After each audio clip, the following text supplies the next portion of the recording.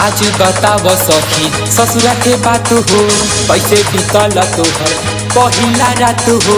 आज बताव सखी ससुरा के बात हो, कैसे बीतल तोहर पहिला रात हो। कैसे सुतैले कैसे उठैले, कैसे सुतैले कैसे उठैले, काका भइले रात खेला।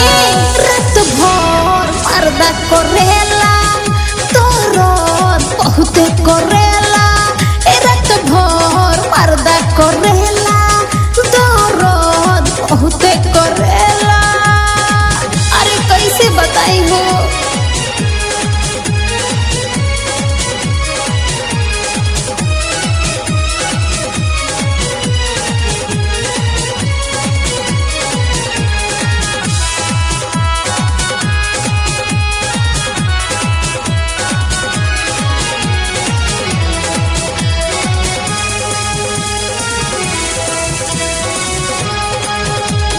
कैसे बताई कैसे कोइले वो प्यार हो, रात भर देहिया तो कोइले भतार हो।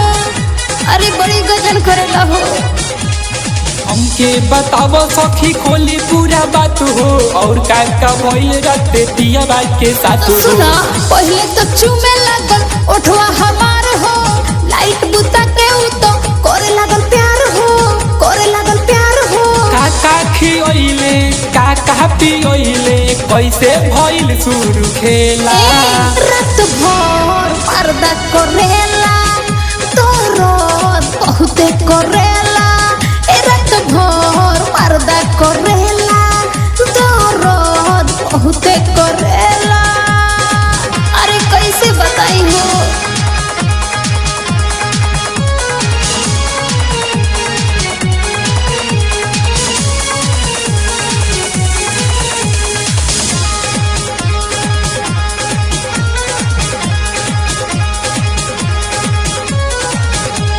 हमके सुताई के राजाई कोर हो, रात भर लते लते को दहल भोर हो। और ककेले हो तब तो कमरिया में होत होई दर्द, जब तोहर रात भर कैले होई मरद। पहले तो आगे कोइलस पीछे तो बात में, बड़ी दर्द भइल ओह दिन के रात में, ओह दिन के रात में। कैसे कैले कैसे घुसैले कैले का वह दिन के खेला। रात भर पर्दा करेला दर्द बहुते करेला, रात भर पर्दा करेला दर्द बहुते करेला।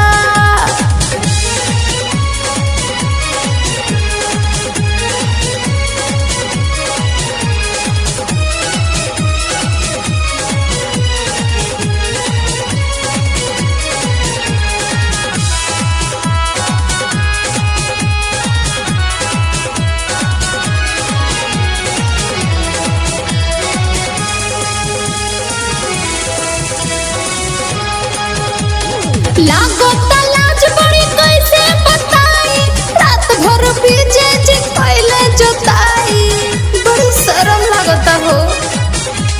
छोड़ तू शरम बतावा औरी बात हो, और काका भइल रात दिया के साथ हो। पहले तो चुमे लागल साहिल बदन हो, अमर राहुल राजू दिहले गजन हो, दिहले गजन हो। कैसे चुसले कैसे चुसैले कैसे भइल रेलम रेला। रात भर पर्दा करेला दर्द बहुते करेला।